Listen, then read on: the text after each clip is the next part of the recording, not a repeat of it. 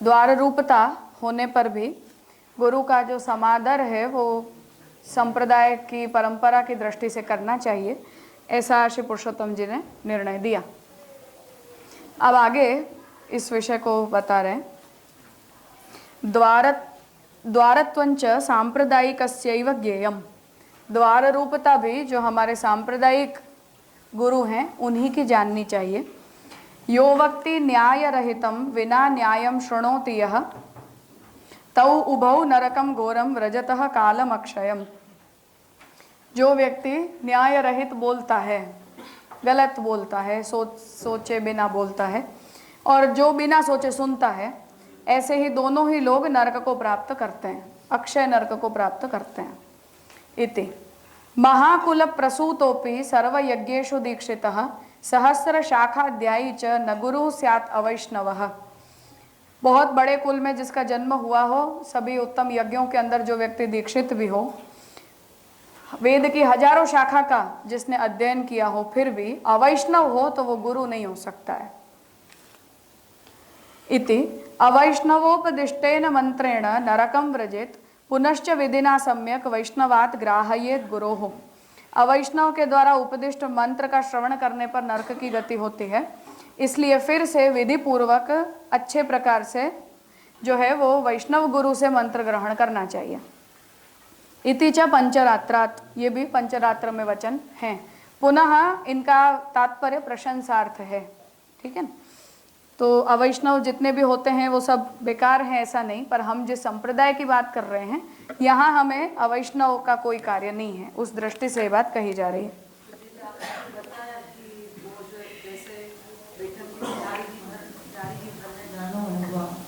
और जो वहाँ के मुखिया थे वो दीक्षा दे रहे थे, तो इसको अब तक ऐसी वंश परंपरा जात वाली पुरुषोत्तम जी ने यहाँ बात नहीं करी है। होते मानकर चलें कि वो वैष्णव होते हैं, कभी कभी ग्रहण तो नहीं करनी चाहिए। वो अलग बात है कि नहीं करनी चाहिए, पर अवैष्णव हैं ऐसा नहीं है, ज्यादातर नहीं है। बाकी निष्ठा से नहीं होते हैं ऐसे तो हो सकता है। ऐसे तो साक्षात ठाकुर जी की सेवा करने वाले भी अवैष्णव होते हैं, तो बैठक की क्या बात करें। सुबह आपने जो एक बताया था ना कि जैसे वहाँ झारी जी बनना चाहते हैं, तो इन्होंने अगर ब्रह्म समन नहीं लिया होता है तो खुद सही बात है, प्रकार नहीं है ऐसा। तो वापस लेना चाहिए ऐसा है कि हाँ मैं ये नहीं वापस नहीं। ये तो हमने वैष्णव बनने से पहले कोई भी मंत्र पहले ग्रहण करके रखा हो, जैसे कृष्णदास मेघन की हमने बात की कि उनके कोई गुरु थे महाप्रभु जी से पहले। अब वो गायत्री दीक्षा के गुरु थे या कुछ और थे तो वो तो हमें पता नहीं है, पर कुछ ना कुछ दीक्षा ग्रहण कर रखी होगी या मंत्र सुन रखा होगा, विद्या ले रखी होगी, तो महाप्रभु जी से फिर दीक्षा ली तो वो गुरु को या उनकी विद्या को उन्होंने छोड़ दिया, ऐसा हम अज्यूम कर सकते हैं। तो ऐसा होता है कुछ कुछ। तो वापस उनको दीक्षा तो लेनी पड़े ना। वापस मतलब कि अब एक ही मंत्र की पुनः दीक्षा नहीं होती है, ये तो आपने संप्रदाय बदल दिया या मार्ग बदल दिया इसलिए आपने पुनः दीक्षा ली, ऐसा समझना चाहिए।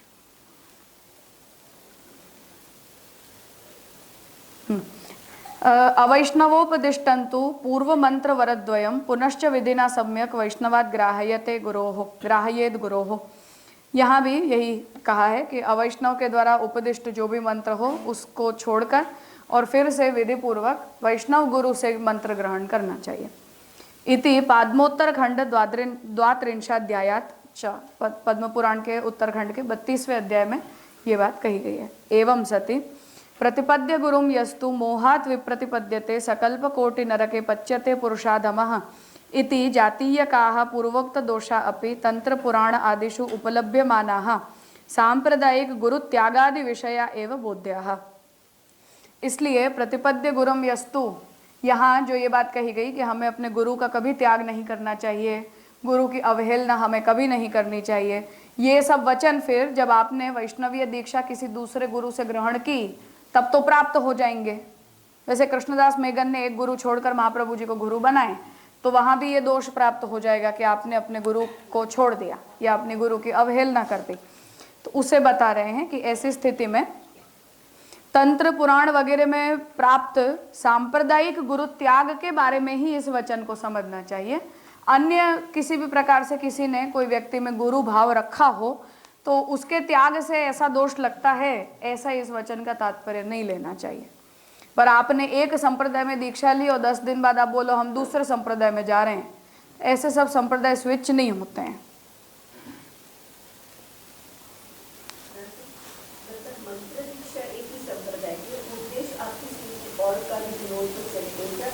नहीं, यहाँ ये कह रहे हैं कि ये जो पहले का वचन दिया उसमें ये बोला कि अपने गुरु का त्याग करने पर हजारों वर्ष नरकपात जितना दोष लगता है। तो अब जैसे कृष्णदास मेघन का हम उदाहरण लें कि उन्होंने जो यहाँ वचन पुरुषोत्तम जी दे रहे हैं उसमें ये कहा गया है कि पहले हमने किसी अवैष्णव से कुछ भी मंत्र ग्रहण किया हो तो उसको छोड़कर अब वैष्णव गुरु से विधि पूर्वक मंत्र ग्रहण करना चाहिए। अब ये वचन और गुरु त्याग परक जो वचन, वो दोनों तो एक दूसरे से विपरीत बात बोल रहे हैं। तो अब कृष्णदास मेघन को हम उदाहरण बनाकर चलें तो क्या उन्हें अपने गुरु त्याग का दोष लगेगा कि अब उन्होंने अपने पहले गुरु को छोड़कर महाप्रभु जी को गुरु बना लिए? तो उसके लिए पुरुषोत्तम जी स्पष्ट कर रहे हैं कि सांप्रदायिक गुरु का जब हम त्याग करते हैं तब ये दोष लगता है, ऐसा इस वचन का अर्थ हमें समझना चाहिए, ये कहना चाहिए। हाँ, कि अब जैसे महाप्रभु जी को छोड़कर फिर आप कहीं दूसरे चले जाओ, ऐसे तो लोगों को ऐसे सब हलते चलते विचार आ जाते हैं ना। कल एक संप्रदाय अच्छा लगता है, दूसरे दिन दूसरा अच्छे लगने लगता है। तो दीक्षा ग्रहण करना ये गंभीर निर्णय होता है। आप पढ़ते पढ़ते हो, सभी संप्रदायों को जानते समझते हो, तब तक कोई आपत्ति नहीं है। पर दीक्षा ग्रहण करने के बाद कल हमें लगे कि महाप्रभु जी का संप्रदाय छोड़कर फिर दूसरे संप्रदाय में चले जाएं, तो ऐसे मंत्र ग्रहण करने के बाद ये सब नहीं किया जाता है। इसलिए उसकी गंभीरता को बताने के लिए ये कहा गया है कि उससे दोष होता है। पर अगर कोई चला है फॉर एग्जाम्पल, तो सामने वाले को भी सोचना चाहिए ना कि ये ऑलरेडी विकसित है, प्रभु की सेवा कर रहे हैं, तो हमें क्यों से ऐसा दोष उनका और हमारा दोनों का हो, तो ऐसा नहीं करना चाहिए ना चाहिए। तो वो यहाँ से कन्वर्ट होके वो कहीं और गए तो वो गति क्या होगी? पहली बात तो ये कि ऐसा करना नहीं, ये तो प्रायोरिटी की बात है।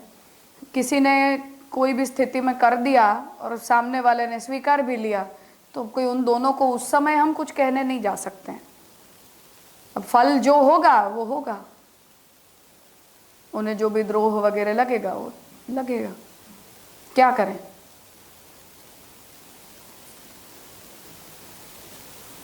ये सब शादी वादी करने के बाद और ऐसे सब लोग दीक्षा बदलते हैं ना, कंठी बदलते हैं ना, ऐसा सब होता है, गुरु बदलते हैं ना, ऐसा सब करते रहते हैं लोग।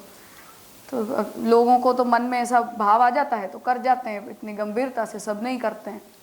तो ऐसा अपने आसपास सब चलता ही रहता है।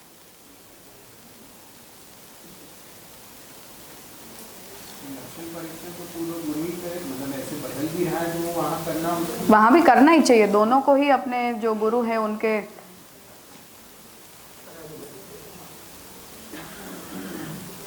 लक्षणों का जो परीक्षण है वो तो करना तो चाहिए ही।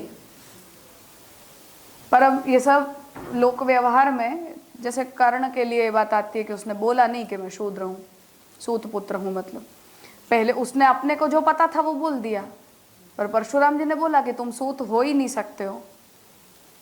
कीड़ा काटा और वो सहन करके बैठे रहे, पर उन्होंने परशुराम जी की निद्रा भंग नहीं होने दी।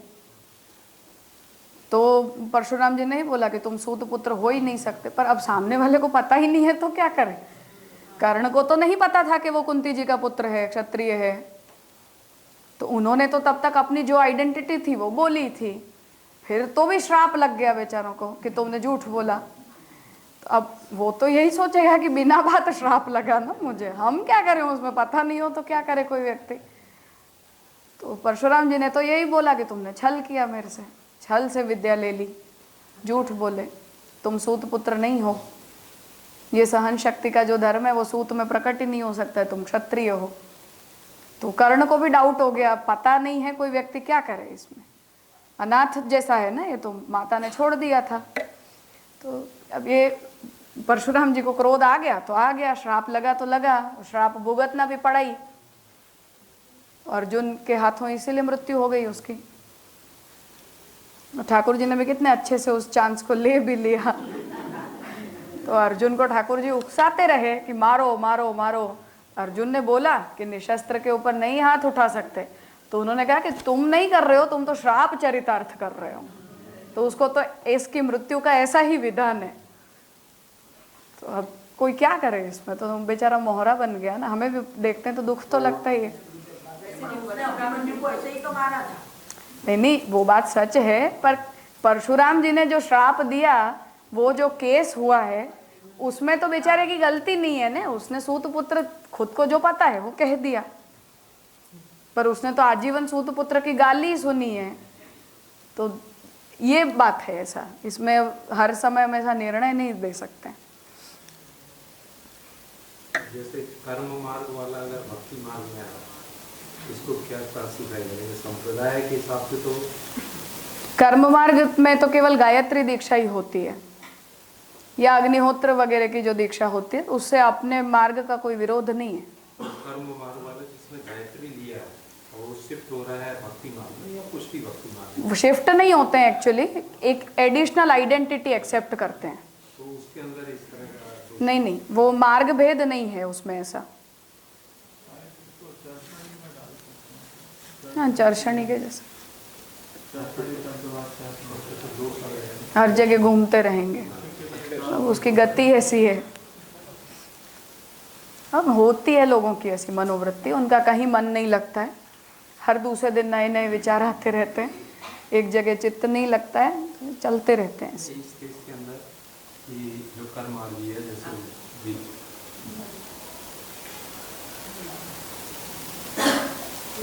उसने संपर्क में उसके जो संग में लोग हैं उनको उससे ये पता लगा कि भक्ति मार्ग है, पुष्टि भक्ति मार्ग उत्तम है। उसने दीक्षा ली हुई है, और दीक्षा लेने के बाद उसको ऐसे मन में आया कि नहीं, अब हम पुष्टि भक्ति मार्ग में आना चाहते हैं। उसने पुष्टि भक्ति मार्ग गायत्री का उसने लिया हुआ है, गायत्री के बाद एडिशनल जो है अपने पुष्टि भक्ति मार्ग का उसने मंत्र ले लिया। तो मेरा ये पॉइंट है कि अगर इस तरह से कर रहा है गायत्री मंत्र वाला, इसमें शिफ्ट कर रहा है, शिफ्ट कर ले या उसका भाव ऐसा जागा कि भाई ये तो उत्तम मार्ग है। जैसे अगर उसको उसने इस तरह का अध्ययन किया है, उसने इस तरह का सुना हुआ है पुरुषोत्तम का, मान लो वो गायत्री मंत्र वाला है, और उसके मन में ये मनोभाव आया कि नहीं, अब मैं तो ये तो इसको करना चाहता हूँ, और फिर वो दीक्षा ले रहा है। तो गायत्री के बाद ये जो दीक्षा ले रहा है उसके इसमें क्या है? वो दीक्षा भेद है ही नहीं, उसका मार्ग भेद नहीं है इसमें। क्योंकि वैष्णव भी गायत्री दीक्षित होते ही हैं ना। उपनयन जो भी लेंगे वो गायत्री से तो दीक्षित होते ही हैं। अब केवल उसको करना ये है कि उसे अपना मनोभाव बदलना पड़ेगा, कि अभी तक वो कर्म जो मोक्ष प्राप्ति की बुद्धि से कर रहा था, या संभवतः कोई सकाम कर्म का भी अनुष्ठान कर रहा हो, तो उतने अंशों को छोड़कर उसे आना पड़ेगा कि अब वो अग्निहोत्र आदि जो भी कर्म करे वो भगवत समर्पण बुद्धि से करे, सकाम कर्मों का सर्वथा त्याग करे, और मोक्ष बुद्धि को भी छोड़े, और भगवत प्राप्ति भगवत समर्पण की भावना से जो भी वर्णाश्रम धर्म प्राप्त है वो करें। मनोभाव का परिवर्तन तो करना पड़ता है, पर बाकी कोई विरुद्ध प्रक्रिया नहीं है इसमें। जो यहाँ पर बताया वो अपनी ऐसा नहीं है। शैव वैष्णव हो जाते हैं, वैष्णव शैव हो जाते हैं, ये चीजें बोली जा रही है। या वैष्णव संप्रदायों में परस्पर आप संप्रदाय बदलोगे, तो रामानुज संप्रदाय से हमारे यहाँ गया, हमारे यहाँ से वहाँ चले गए, ये सब चीजें गड़बड़ है। ये सब नहीं होना चाहिए। बाकी कर्म मार्ग तो न्यूट्रल है।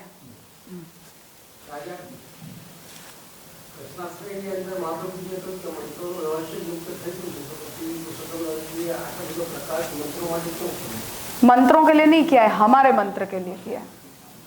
हमारे ही मतलब आत्मनिवेदन और शरण मंत्र के लिए किया है। दूसरे मंत्रों की बात नहीं करना चाहते हैं।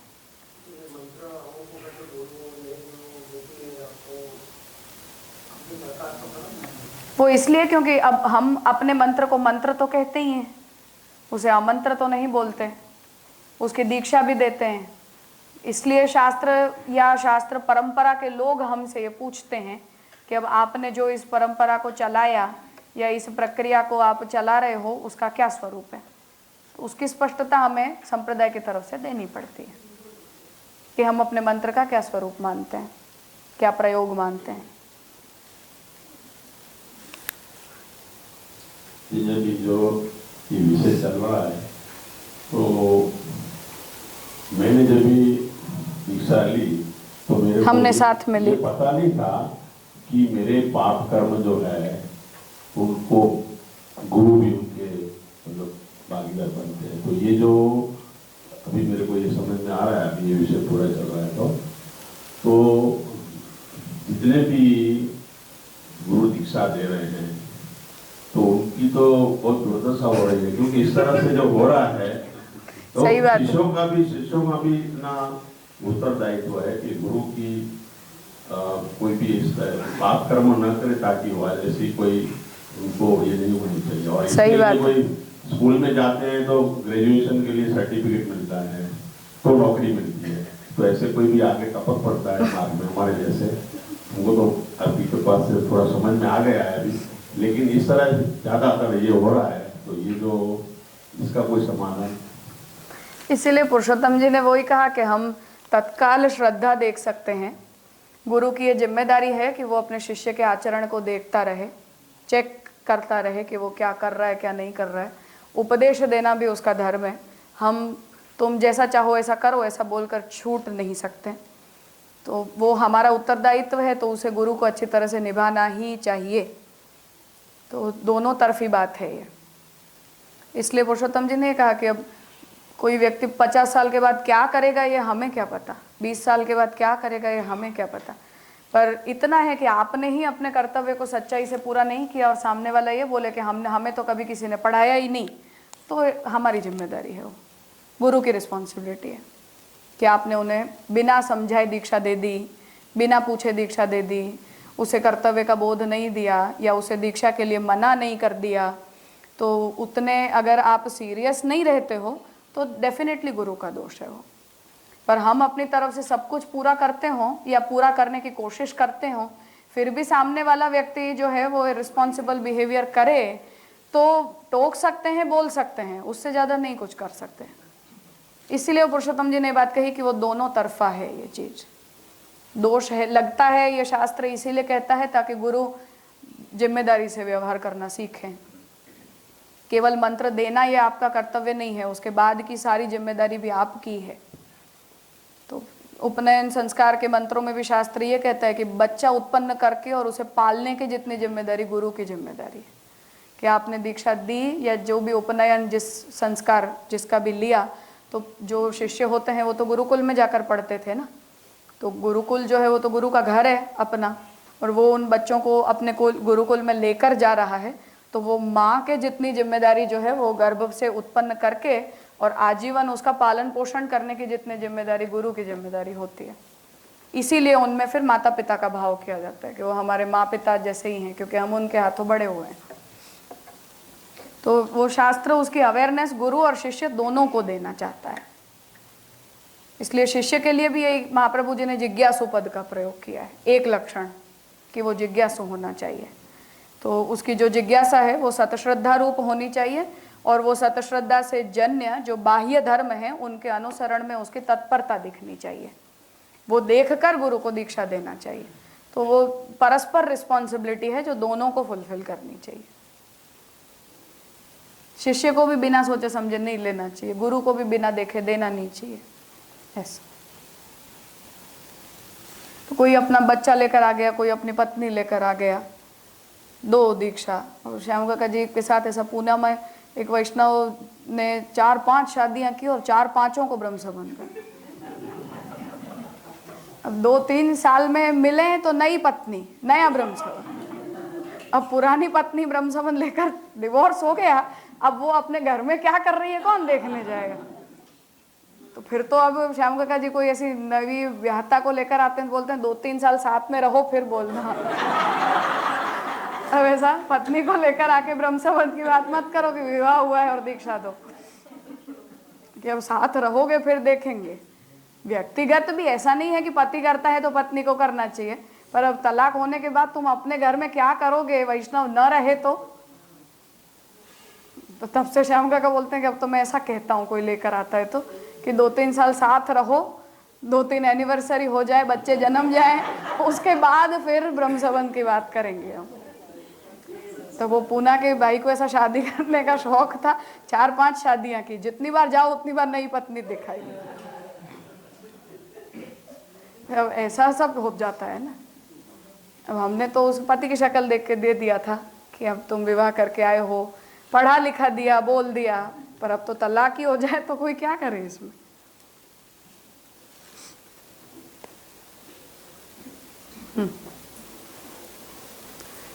एवं सती प्रतिपद्य गुरुम यस्तु मोहात। हाँ, तो यहाँ पुरुषोत्तम जी ये बात कह रहे हैं कि सांप्रदायिक गुरु त्याग के बारे में शास्त्र ने ये दोष का विधान किया है। बाकी शिक्षा गुरु, विद्या गुरु हमारे और भी बहुत होते हैं। तो स्कूल में भी हम जिनसे जाकर पढ़ते हैं या अन्य अन्य शास्त्रों को भी हमने जिनसे पढ़ा होता है, तो सब गुरु तो हमारे ऐसे बहुत सारे हो सकते हैं। तो आदर हर गुरु का करना चाहिए, परंतु ऐसे संप्रदाय बदल देना, अपना संप्रदाय में गुरुत्व को छोड़ देना, त्याग देना, ये सब जो है वो बड़े दोष कहे गए, ऐसा बता रहे। अतएव ब्रह्म वैवर्ते ब्रह्मखंडीय चतुर्विंशाध्याये देहि में कृष्ण मंत्रम च यद मनोवांछितम मम तत्संबंधी च यद ज्ञानम यत्र तद्गुण वर्णनम।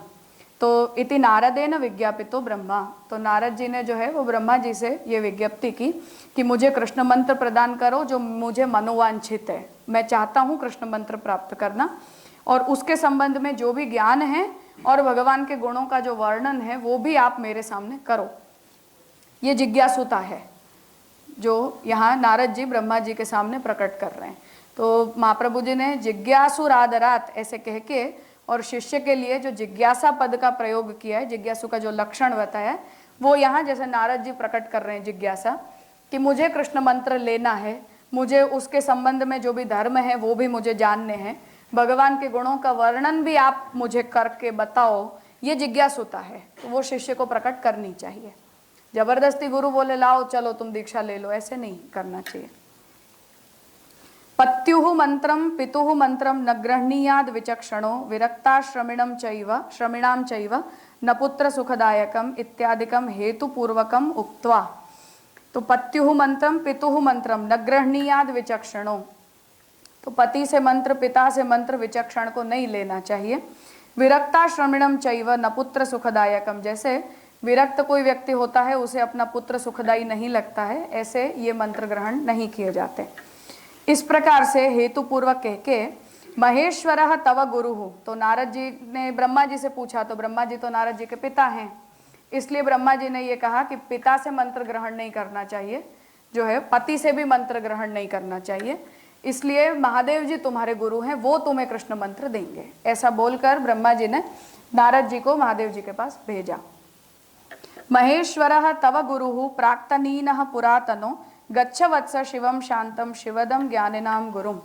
महेश्वर महादेव जी जो हैं वो तुम्हारे पहले से गुरु हैं, प्राक्तनीन अर्थात कि जो पूर्व जन्म है नारद जी का, उसमें भी वो तुम्हारे गुरु हैं, इसलिए उनके पास जाओ। शिव जी जो हैं वो शांत हैं, महादेव जी ज्ञान के दाता हैं। तत्रैव भगवन मंत्रम ज्ञानम लब्ध्वा पुरातनात्, क्योंकि तुमने पहले ही भगवन मंत्र और ज्ञान उन्हीं से प्राप्त कर रखा है। नारायण कथाम श्रुत्वा शीघ्रम आगच्छ मद्गृहम, तो महादेव जी से नारायण की कथा को सुनकर जल्दी मेरे घर में वापस आना, ऐसा ब्रह्मा जी जो है वो नारद जी को कहते हैं। इति उक्त्वा ब्रह्मा शिवम प्रति नारदम प्रेषयामास। तो ऐसा बोलकर ब्रह्मा जी ने शिव जी के पास नारद जी को दीक्षा मंत्र का श्रवण करने के लिए, भगवान के संबंध में ज्ञान प्राप्त करने के लिए भेजा। इति उक्तिरपि संगच्छते, ये उक्ति भी यहाँ प्राप्त होती है। तस्मात् गुरु सर्वथा न अतिक्रमणीयः, इसलिए गुरु का अतिक्रमण सर्वथा नहीं करना। सच सांप्रदायिक एक एव कर्तव्य इति निश्चय। तो मूल जो व्यवस्था है वो ये है कि संप्रदाय में दीक्षित होकर और गंभीरता से एक को ही गुरु बनाना चाहिए, 10-10 गुरु नहीं रखने। एवंच गुरुवक्त्रात् विष्णु मंत्रो यस्य कर्णे प्रविशति तम वैष्णवम महापूतम जीवन मुक्तम वदेद विधि। गुरु के मुख से जिसने विष्णु मंत्र का अपने कानों के द्वारा श्रवण किया है, ऐसे वैष्णव को बहुत उत्तम जीव जानना चाहिए, वो जीवन मुक्त होता है। इति ब्रह्म वैवर्ताद्य खंडैकादशाध्याये, तो ब्रह्म वैवर्त के आद्य खंड के 11 अध्याय के वाक्य में मंत्र श्रवण मात्रेणापि, मंत्र को सुनने मात्र से भी वैष्णवतायाः स्तुतत्वात्, वैष्णवता की स्तुति की गई होने से, तादृशेनापि भाव्यम, ऐसे में भी उत्तम भाव रखना। तेन च आद्य सोपानेन अग्रे, अब ये गुरु प्राप्त करना और दीक्षा मंत्र का श्रवण करना, ये तो वैष्णव संप्रदाय में दीक्षित होने का पहला सोपान है, जो गोपीनाथ जी ने साधन दीपिका में ये बताया कि हमें जब हम भक्ति करना चाहते हैं तो भक्ति के लक्षण के रूप में महात्म्य ज्ञान पूर्वस्तु सुदृढ़ सर्वतोधिक स्नेहो भक्ति ही, ऐसा बोला जाता है। अब महात्म्य ज्ञान तो भक्ति का पहला अंग है। महात्म्य ज्ञान कहाँ से आता है? शास्त्र से आता है। शास्त्र कौन पढ़ाएगा? तब गोपीनाथ जी कहते हैं कि तब गुरु की जिज्ञासा होती है। इसलिए वो गुरु जो है वो भक्ति सिद्धि में प्रथम सोपान है, पहली सीढ़ी है।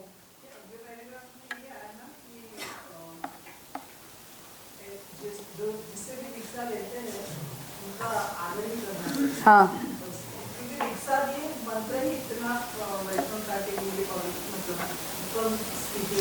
हाँ उसी पैराग्राफ में लिखा पुत्र से मंत्र न ग्रहित नहीं करना चाहिए। आगे पूर्व में देखा कि उसको चर्चा भी की कि वो अलाउड है, तो फिर यहाँ पे ऐसा थोड़ा भाव नहीं रहता है, गुरु भाव नहीं रहता है, इसलिए भाव के हाँ, वो जितनी शिष्य अपने गुरु की मर्यादा रखता है उतने बच्चे नहीं रखते हैं ना अपने पिता की। नहीं नहीं, निषेध नहीं है, पर बड़ों से लो, ऐसा कहने का मतलब थोड़ी अमान्य नहीं रहती है ना, ऐसी मर्यादा नहीं रहती है उस वजह से। शिष्य अपने गुरु की बात जितनी निष्ठा से सुनता है, इतने बच्चे अपने माता पिता की बात थोड़ी सुनते हैं। ऐसा स्वाभाविक हो, केवल निषेध वाली बात नहीं। तो फिर मैंने कहा सुना है कि जैसे मैंने राघव जी से शरण दीक्षा ली और जैसे ब्रह्म संबंध दिया, तो मेरे गुरु दो हुए कि कुल परंपरा से एक ही हुए। अच्छी बात ये होती है कि एक से ही सब कुछ होना चाहिए, दो दो से नहीं होना चाहिए।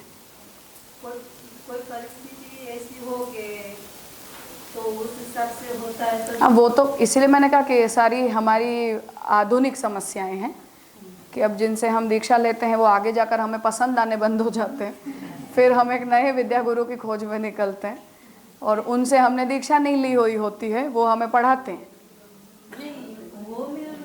वो मैं समझ गई, एक परिवार के लोगों से लेना, पर शास्त्र प्रशंसा इसी की करता है कि एक से ही आपका सब कुछ होना चाहिए, ऐसा दो चार नहीं करने का। भविष्य में अभाव दुर्भाव आ जाए तो कुछ पता नहीं चलता है। प्रशंसा इसी की होती है, गुरु एक ही होना चाहिए, 10 नहीं होने चाहिए, 2-4 नहीं होने चाहिए। तो तेन च आद्य सोपाने न, तो गुरु से मंत्र श्रवण करना ये आद्य सबसे पहला स्टेप है भक्ति मार्ग में प्रवेश करने का। अग्रे सत्संग आदिना श्री भागवत सेवने न, आगे जाकर दीक्षा ग्रहण करने के बाद क्या करोगे? तो सत्संग पहला साधन है। भागवत सेवने न, तो हम वैष्णवों का संग करते हैं, भागवत सेवन अर्थात भागवत का पठन मनन चिंतन करते हैं। भक्ति मार्गीय साधनेषु श्रद्धायाम तत्करणे स्वतंत्र भक्ति ही भवति। तो अब जब हम दीक्षा या मंत्र ग्रहण करने के बाद जब हम सत्संग करते हैं, भागवत का सेवन करते हैं, तब भक्ति मार्गीय साधनों में हमारी श्रद्धा होती है, दृढ़ निष्ठा, दृढ़ श्रद्धा बनती है और ऐसा करते करते फिर स्वतंत्र भक्ति होती है। अर्थात कि सुना था हमने, तब तो कोई कर्तव्य बोध हमारा इतना स्ट्रांग नहीं होता है, ज़्यादा साधन निष्ठ भी हम उतने ज़्यादा नहीं होते हैं, धीरे धीरे जाकर होते जाते हैं, इसलिए ये बात बता रहे हैं। तया च भगवत प्रियत्वम, और जब स्वतंत्र भक्ति अर्थात कि अब हमारे अंदर वो भक्ति दृढ़ हो गई, निष्ठ हो गई और भगवान अब हमें एक भक्त के रूप में पहचानने लग गए, इतनी हमारी जब योग्यता हो जाती है तो वह उससे भगवान हमें प्रिय मानते हैं अपना। भगवान ये समझते हैं कि ये मेरा प्रिय भक्त है। तो स्वतंत्र भक्ति होने पर भगवान की प्रियता प्राप्त होती है। इति परमा साधन कक्षा, ये हमारी साधना की सबसे उत्तम कक्षा है, जब भगवान हमें प्रिय मानने लग जाएं कि ये मुझे प्रिय है, ये मुझे पसंद है। इति दिक्। तो यहाँ इस प्रकरण को आप पूरा करते हैं। आगे केचित्तु वैष्णव पदम योगे न। अब वैष्णव शब्द तो बहुत बड़ा है, फिर से तो रामानुजाचार्य जी भी वैष्णव हैं, मध्वाचार्य जी का संप्रदाय भी वैष्णव है, चैतन्य महाप्रभु का संप्रदाय भी वैष्णव है, निम्बार्काचार्य जी का भी वैष्णव है, राम भक्ति परक भी संप्रदाय वैष्णव संप्रदाय ही होते हैं। तो वैष्णव पदम योगे न विष्णु संबंधी परम सत सर्वस्य विष्णु संबंधित्व न। तो वैष्णव शब्द का मतलब क्या? विष्णु संबंधी होना। यौगिक अर्थ तो केवल शाब्दिक अर्थ इतना ही होता है। तो इति योगे न विष्णु संबंधी परम, विष्णु संबंध परायण, सत सर्वस्य जो भी है सबका, विष्णु संबंधित्वेन विष्णु के साथ संबंध होने के कारण, सर्वम संग्रहणादपि सभी का संग्रह किया गया होने पर भी, स्मृति पुराण आदिषु शैव स्मार्तादि शब्दानाम अपि दर्शनात्, फिर भी स्मृति पुराण वगैरह में शैव स्मार्त वगैरह गुरुत्व अर्थात इस प्रकार के भी गुरु होते ही हैं, इनका श्रवण किया गया होने से, देखे गए होने से, तद व्यावृत्त्यर्थम स्वार्थ सिद्धये च शास्त्रे किंचित विशेषम अपेक्षते। तो उनको व्यावृत्त करने के लिए, अर्थात कि शैव और स्मार्त नहीं, इसलिए उनका व्यावृत्त करने के लिए स्वार्थ सिद्धये च अर्थात वैष्णव धर्म की सिद्धि के लिए भी शास्त्रे किंचित विशेषम अपेक्षते, शास्त्र में थोड़ी कुछ विशेष अपेक्षा होती है। सच दीक्षा विशेष जनित एव भवितुम अर्हति, और ये जो विशेष हमारी जो भी जिज्ञासा है, अपेक्षा है, वो तो दीक्षा विशेष के द्वारा ही जनित होती है।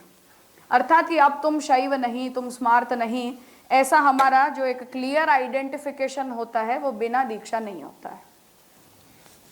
बाकी कोई पहले से बोले कि हाँ हम भी भगवान विष्णु में मानते हैं, हम भी कृष्ण को मानते हैं, हम या सभी में मानते हैं या केवल विष्णु को मानते हैं, तो कुछ अनन्यता बिना दीक्षित लोगों के अंदर भी देखी जाती है, लोकानुसारी होने के कारण। जैसे व्रज के जितने भी लोग होंगे फॉर एग्जाम्पल, अब जरूरी नहीं कि वो सभी कोई वैष्णवीय दीक्षा लेते हों, परंतु लोकल होने के कारण सबकी स्वाभाविक आस्था ठाकुर जी के साथ जुड़ी होती है। तो जो भी वैष्णव क्षेत्र में रहते हैं, वहाँ पैदा होते हैं, वो लोग दीक्षित नहीं होते, नेसेसरीली दीक्षित नहीं होते, पर सभी की आस्था तो ठाकुर जी में ही होती है, भगवान में ही होती है, विष्णु में ही होती है। ऐसा भी देखा जाता है, लोग ऐसे होते हैं, परंतु ऐसा चलाया नहीं जा सकता है। तो हमें शैव स्मार्त आदि सभी से उन्हें अलग करने के लिए दीक्षा ग्रहण करके ही इसे ऑथोराइज करना पड़ता है कि हम विष्णु संबंधी हैं, कृष्ण संबंधी हैं। ऐसे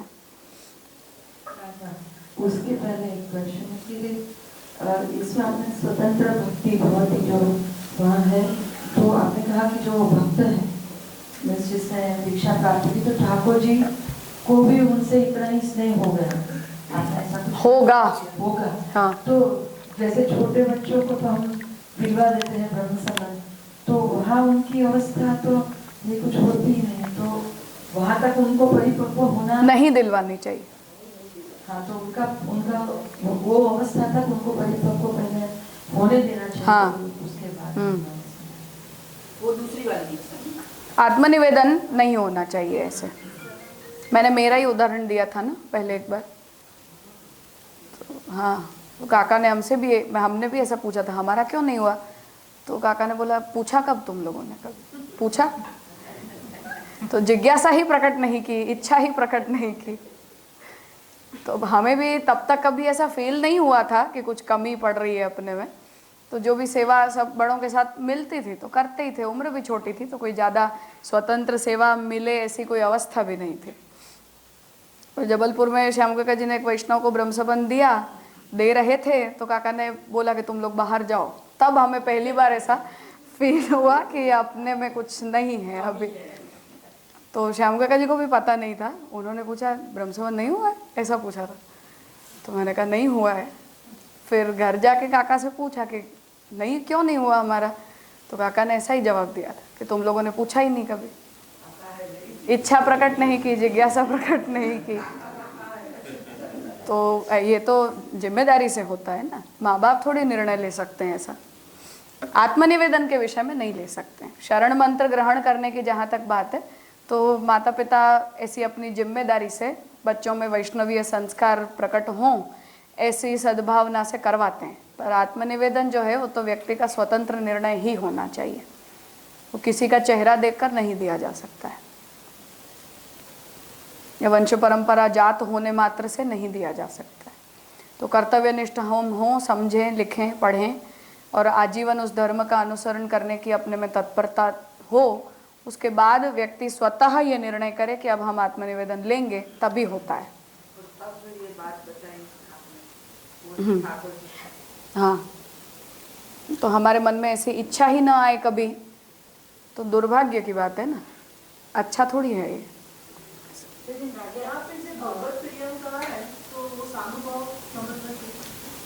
दोनों हो सकता है, सानुभव हो ऐसा जरूरी नहीं है। ठाकुर जी प्रसन्न हुए, अच्छा लगा भगवान को ऐसे। यहाँ पे जो गुरुत्व के बारे में ऊपर निर्देश दिया और फिर यहाँ पे उपसंहार कर रहे हैं, तो ये फिर मार्गीय बात ही है, मतलब जो बात कर रहे थे पूर्व में उसको कंक्लूड इस बात से मतलब क्यों कर रहे हैं यहाँ पे पुरुषोत्तम जी? नहीं, कंक्लूजन अभी किया ही नहीं। तो ये जो एथिक्स से मतलब इस टॉपिक को मैंने पूरा किया। हाँ, वहाँ पर मतलब गुरु के बाद में ये बात बताई, संप्रदाय के परंपरा में तो शिष्यवर्ग को तो ये पता होगा, मतलब बागी मुख से कहना चाह रहे हैं ये भागवत तत्व तक आशय नहीं समझ आ रहा कि गुरु के बाद ये क्यों आई। नहीं, वहां तो ये कहा कि दीक्षा जब होती है तब कोई व्यक्ति निरुद्ध की दीक्षा थोड़ी होती है। तो आत्मनिवेदन वैसे नवदा भक्ति का अंतिम सोपान है, पर हम शाब्दिक आत्मनिवेदन तो पहले सोपान के रूप में लेते हैं। तो वो वाचिक मात्र होता है, कायिक और मानसिक तो फिर करते करते बनता है। इसलिए कह रहे हैं कि मंत्र श्रवण जो किया है उससे जन्य जो योग्यता है वो हमारी भक्ति के प्रथम सोपान के रूप में वो योग्यता को उत्पन्न करता है, स्वरूप योग्यता को उत्पन्न करता है, इसलिए बात कही है। उन्होंने जब नवदा भक्ति का क्रम जो मांडवी शिविर में हमने देखा तो वहाँ तो वो स्पष्टीकरण कर चुके हैं। हाँ, यहाँ मतलब उसी बात को वापस उस अर्थ में कहना चाहते हैं कि अब वो आत्मनिवेदन चरितार्थ होगा धीरे धीरे जाके, जो भी मंत्र श्रवण आपने किया है वो, इसलिए। पर कोई व्यक्ति उसको शुरू ही नहीं करता है तब तो अंतिम चरण आ ही नहीं सकता है ना कभी भी, इसलिए someday has to be the first day ना, इसलिए स्वप्न सृष्टि नहीं चला सकते हैं हम, कभी ना कभी तो ठाकुर जी हमारे ऊपर प्रसन्न हो जाएंगे, तो होंगे तो करो ना, तो कुछ करो तो होंगे, इसलिए गुरुद्वार से भी दीक्षा लेकर फिर तत्परता। हाँ, बस अब शुरू किया आपने, ऐसे पहला सोपान है हमारा। तत्राकांक्षा गुरु और भवेत करके गोपीनाथ जी ने इस बात को वहाँ लिखा है। महात्म्य ज्ञान में शास्त्र की जरूरत है, शास्त्र बोध के लिए गुरु की जरूरत है, इसलिए अब गुरु की आवश्यकता पड़ती है। राजा, मेरा क्वेश्चन है कि पहले के जमाने में तो सॉरी गुजराती बोलूँ, पहला माँ बाप तो બ્રહ્મસંબંધ લખાવી દેતા હતા, પણ છોકરાઓને નાના છોકરાઓને ખબર નહોતી, પણ જરાક મોટા થયા સમજતા થયા અને એમને લાગ્યું કે નહીં આજ મારે આચાર્ય પાસે બ્રહ્મસંબંધ સરળથી લેવું છે, તો હવે હું મને સમજી શકું છું, તો બીજી વાર આવી રીતે બ્રહ્મસંબંધ લેવાય नहीं, पहली बात तो यही है, बालपन में होना ही नहीं चाहिए, प्रक्रिया में ही फॉल्ट है। तुम जब तक तुम्हें बोलना पढ़ना समझना नहीं आता, आत्मनिवेदन के अर्थ को, तात्पर्य को और कर्तव्य को तुम समझ नहीं सकते, तब तक वो होना ही नहीं चाहिए। इसलिए हमें किसके साथ क्या हुआ, नो वन केयर्स। किसके माँ बाप ने अपने बच्चों के साथ क्या करवा दिया, डजेंट मैटर। गलत है मतलब गलत है, हो ही नहीं सकता है ऐसा। तो हम तो व्यवस्था की बात करते हैं, केवल नहीं कर सकते हैं। अच्छा निकला तो गैम्बलिंग थी, नहीं निकला तो दुर्भाग्य था, इसका कोई तीसरा जवाब नहीं है। दाव खेला हमने उसके साथ। लेकिन ऐसा ना, मतलब मैंने ऐसा सोचा कि मुझे ऐसा लगता है कि हम सब का बहुत छोटी उम्र में બ્રહ્મસંબંધ हो गया है, बहुत छोटी उम्र में, 4 साल की उम्र में कुछ स्मरण है कि ऐसा किया था। तो अब यहाँ पर आए और सत्संग से हमें पता चला कि भाई आत्मसमर्पण तो करना चाहिए, उसके बिना तो हम पानी भी नहीं पी सकते। तो वो जो किया था अनजाने में उसको रिकॉल किया, या भाई जो गलती हो गई तो हो गई, अब करते हैं, तो ये ठीक है कि नहीं?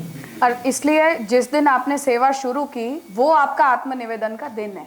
वो दिन है। हाँ इतने साल ऐसे ही गए। हाँ, तो जिस दिन हमने सेवा की, ठाकुर जी अपने घर पधारे और हमने उस समर्पण को चरितार्थ किया, वही हमारी दीक्षा का दिन है।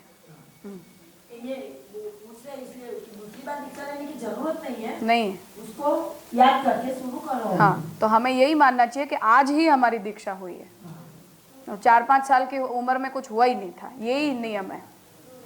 जो दिन सेवा हमने अपने हाथों से की और अपने घर ठाकुर जी पधारे, आज ही हमारी दीक्षा का दिन है, यही नियम है।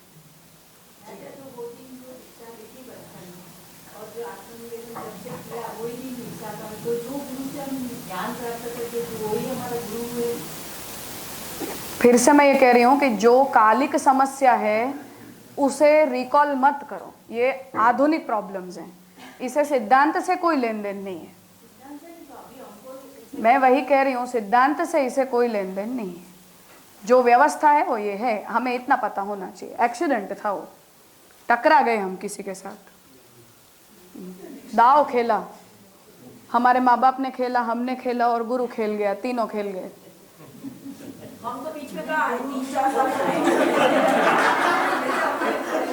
जो भी आए,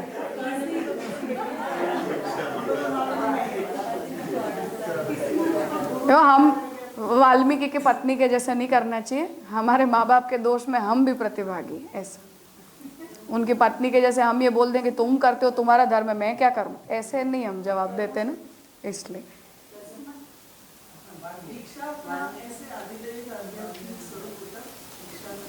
सोच सकते हैं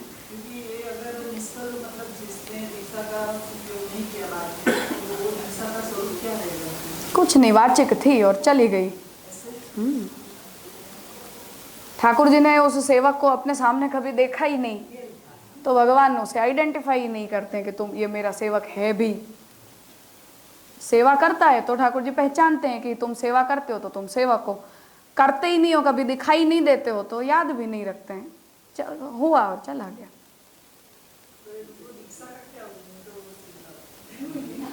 वो महाप्रभु जी का अपमान है, महाप्रभु जी का अपमान है, नहीं करना चाहिए किसी को भी।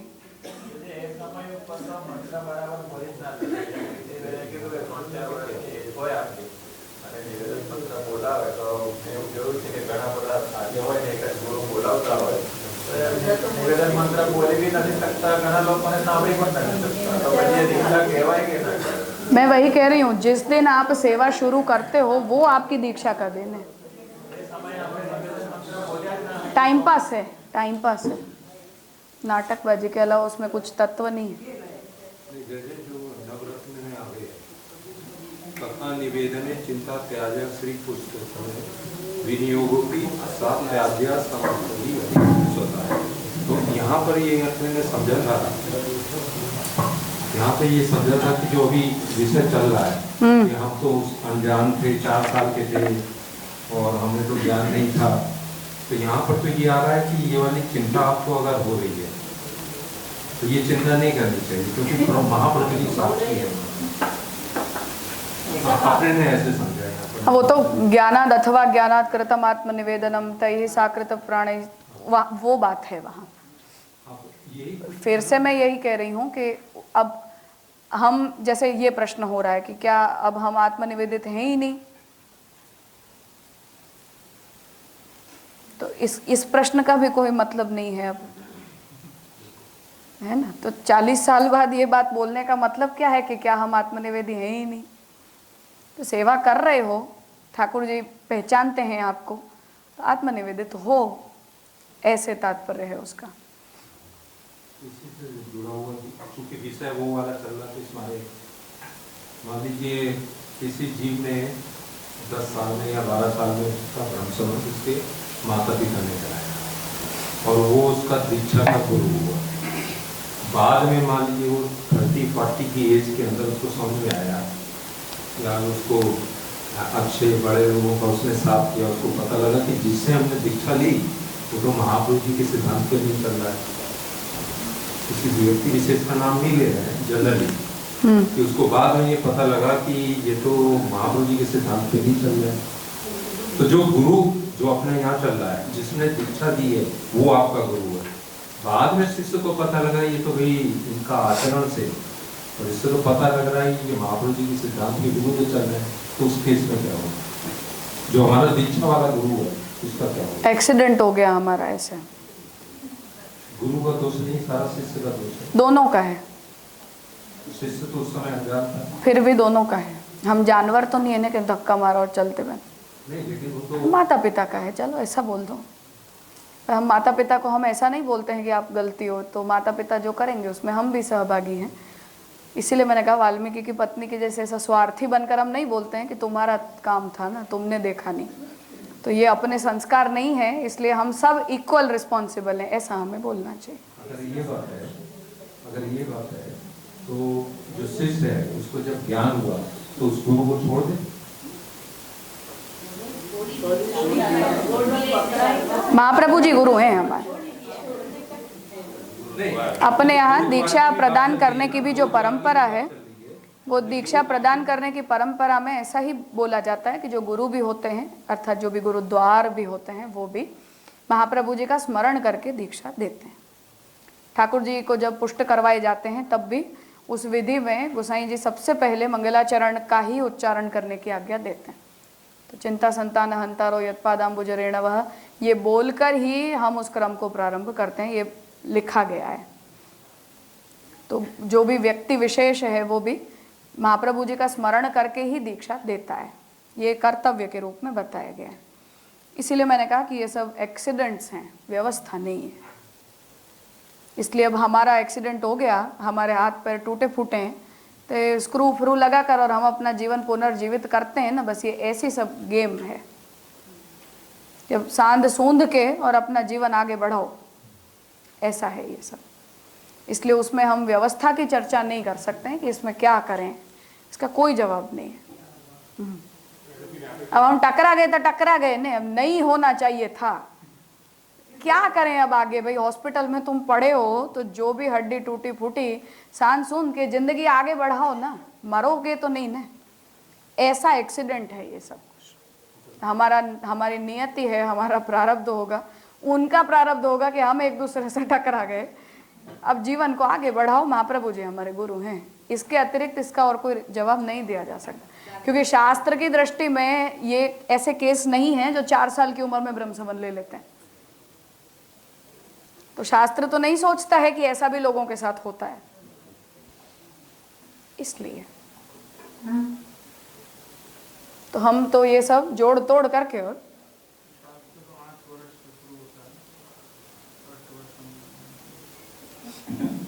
यहाँ पे जो बताए गए अपराध फिर इस प्रसंग में नहीं। महाप्रभु जी गुरु हैं, सांप्रदायिक मूल गुरु हैं, उनको छोड़कर हम दूसरे संप्रदाय में घूमने चले जाते हो तब ये सारे अपराध गंभीर होते हैं।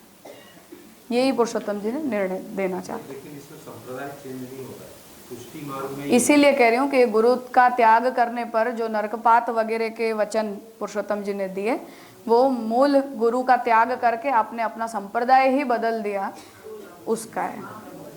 और ऐसे केस ऐसी अस्थिर बुद्धि वाले लोगों के साथ होते हैं। बीच में ही मैंने सुना था ऐसे ही कोई दूसरे वैष्णव संप्रदाय में दीक्षित ने आमिष भक्षण कर लिए, मतलब शक्ति देवी की बलि का प्रसाद ले लिया। अब कुल परंपरा से होता होगा, परिवार शाक्त है, पहाड़ी लोग हैं हिमाचल वाले, तब वहाँ तो होता ही है, शाक्त होते हैं परिवार के। लड़का वैष्णव हो गया, फिर उसको हटा निकाल दिया गया, फिर वापस रियलाइज होकर प्रायश्चित करके वापस आ गया, ऐसे सब। तब जो हो गया तो हो गया, वो भी ऐसा बोले मैं क्या करूं। हम भी बोले 4 साल में दीक्षा हो गई, हम क्या करें। अब जब शास्त्र भी क्या करे बेचारा ना, पर अब क्या करे कोई इसमें। तो जो है सान सुन के आगे चलाओ, फल में देखी जाएगी, ऐसी है ये सारी चीज। तो जो हमने जिस दिन सेवा की वो हमारी दीक्षा का दिन है, बस इतना सा बोल सकते हैं हम इस बारे में। महाप्रभु जी हमारे गुरु हैं, बस हम टकरा गए एक दूसरे से। होंगे हमारे कोई ऐसे प्रारब्ध, उनके होंगे हमारे होंगे, कुछ लेन देन हमारा જે પણ જે ગુરુએ આખી લીલા કરી ગયા પછી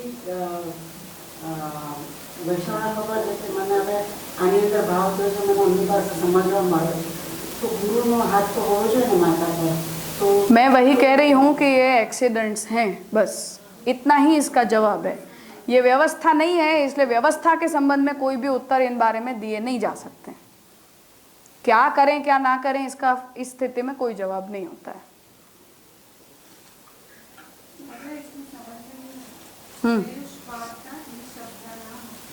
हाँ, यहाँ ये कहना चाहते हैं. तो यहाँ ये कहना चाहते हैं कि कोई व्यक्ति ये कहे कि मेरा भी विष्णु के साथ संबंध है, जैसा ब्रज के लोगों का मैंने बोला, तो तीर्थ क्षेत्रों में रहने वाले जितने भी लोग होते हैं उनका स्वाभाविक ही ऐसा रुझान वहाँ के देवी देवताओं में होता ही है. तो ब्रज में कोई रहने वाला व्यक्ति ठाकुर जी में भाव न रखता हो, ऐसा कैसे हो सकता है? पर वो वैष्णव तो नहीं बन जाते हो, उससे दीक्षित नहीं हो जाते हैं. तो ब्रजवासी लोग ये बोलते हैं कि हम तो कृष्ण को तो हमारा बच्चा मानते हैं, ब्रजवासी मानते हैं, तो देवभाव नहीं उनमें उनका प्रकट होता, ज्यादा कोई देवभाव नहीं प्रकट होता. तो उन्हें ऐसा लगता है कि वो तो जैसे दूसरे बच्चे हैं ऐसे भगवान भी हैं, ऐसा ही वो लोग ज्यादातर भाव रखते हैं, उनकी वाणी प्रयोग भी ऐसे ही होते हैं. तो अब हम वो ऐसा बोले कि हम भी तो विष्णु संबंधी हैं, वैष्णव ही हैं, तो ब्रज का हर आदमी वैष्णव ही होता है. या जगन्नाथपुरी में रहने वाला कोई व्यक्ति अवैष्णव हो? नहीं होता है. स्वाभाविक ही जगन्नाथ जी में उनकी भक्ति प्रकट होती है, द्वारका में रहने वालों की स्वाभाविक ही भक्ति प्रकट होती है. पर ऐसा करने से संप्रदाय से दीक्षित हुए बिना उन्हें वो आइडेंटिटी तो फिर भी दी नहीं जा सकती है. वो बात यहाँ कहना चाहते हैं. ये कि शैव कोई अपने आप को शैव बोले, कोई अपने आप को स्मार्त बोले, तो हमें अपने आप को उसे अलग करके तो कुछ बताना पड़ता है ना. और आप उनसे अलग कब होगे? जब आपने दीक्षा लेकर और अपने आप को ऑथोरिटेटिव ये बोल दिया कि हम वैष्णव हैं, ऐसे. बाकी बिना कंठी घूमोगे, बिना तिलक घूमोगे, कोई संप्रदाय के साथ आपकी कोई आइडेंटिटी नहीं है, तो दुनिया भी आपके साथ कैसे व्यवहार करेगी?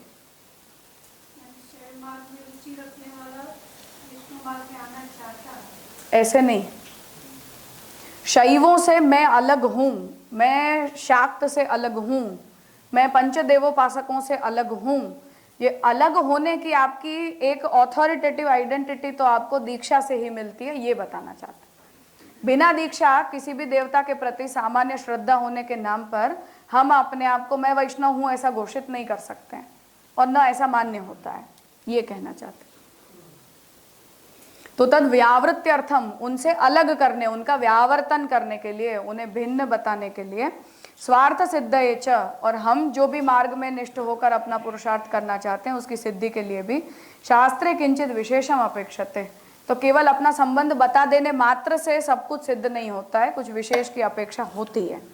सच दीक्षा विशेष जनित एवं भवितुम अर्हति. और ये जो विशेषता आपको कि अब मैं शैव नहीं, अब मैं शाक्त नहीं, अब मैं पंचदेवोपासक नहीं, ऐसी एक आपको प्रामाणिक आइडेंटिटी जो है वो तो दीक्षा से ही जनित होती है, ये कहना चाहते हैं. नारद पंचरात्र पाद्मादिषु दीक्षायाः स्तुतत्वात्. तो नारद पंचरात्र, पद्म पुराण वगैरह सभी के अंदर दीक्षा की स्तुति की गई है, और अदीक्षितस्य निंदितत्वाच्च, और जो भी अदीक्षित होते हैं उनकी निंदा की गई है.